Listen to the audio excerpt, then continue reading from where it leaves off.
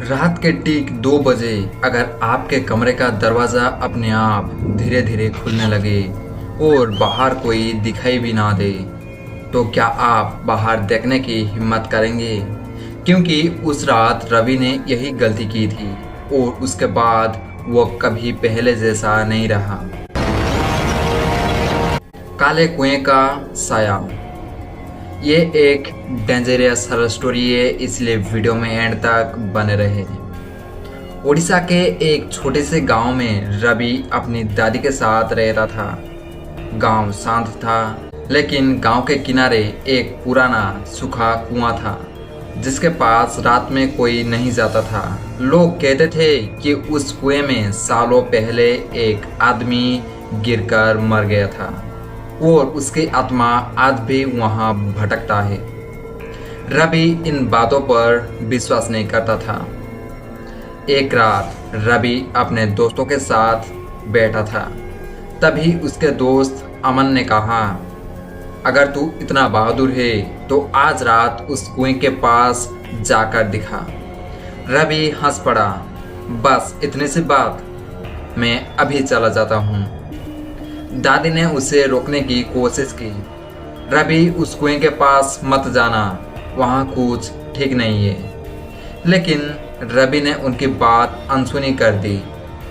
रात के करीब 11 बजे रवि अपने फ़ोन की टॉर्च लेकर कुएं की तरफ निकल पड़ा। चारों तरफ अजीब सन्नाटा था, हवा भी जैसे रुक गई थी। दूर कहीं कुत्ते रो रहे थे। जैसे जैसे वह कुएं के पास पहुंचा, उसका दिल तेजी से धड़कने लगा। कुआं पूरी तरह सूख चुका था। उसके आसपास टूटी ईंटें और सूखे पेड़ थे। रवि ने हंसते हुए वीडियो बनाना शुरू किया। देखो दोस्तों, यहाँ कुछ भी नहीं है। तभी कुएं के अंदर से किसी के खांसने की आवाज़ आई। रवि अचानक चुप हो गया। उसने टॉर्च कुएं के अंदर डाली, लेकिन वहां सिर्फ अंधेरा था। फिर दोबारा आवाज आई, इस बार और साफ। रवि का गला सूख गया। उसने धीरे से पीछे कदम बढ़ाया, तभी उसका फोन अपने आप बंद हो गया। अब चारों तरफ सिर्फ अंधेरा था। अचानक कुएं के अंदर से किसी चीज के घिसटने की आवाज आने लगी, जैसे कोई धीरे धीरे ऊपर चढ़ रहा हो। रवि डर कर पीछे हटने लगा, लेकिन उसके पैर किसी पत्थर से टकरा गए और वो गिर पड़ा। उसी पल कुएं के अंदर से एक लंबा काला हाथ बाहर निकला। रवि की सांस रुक गई। उस हाथ की उंगलियां असामान्य रूप से लंबी थी और उनसे मिट्टी टपक रही थी। फिर धीरे धीरे एक आदमी का चेहरा अंधेरे से बाहर आ गया।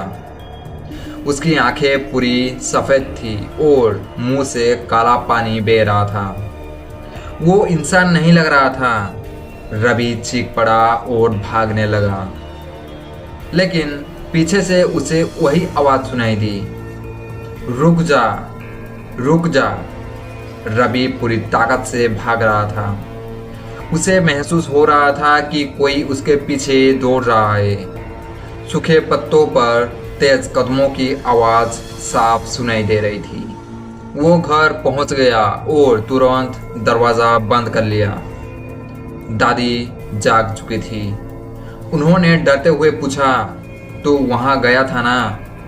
रवि कांपते हुए बस सिर हिलाता रहा। उस रात रवि को नींद नहीं आया।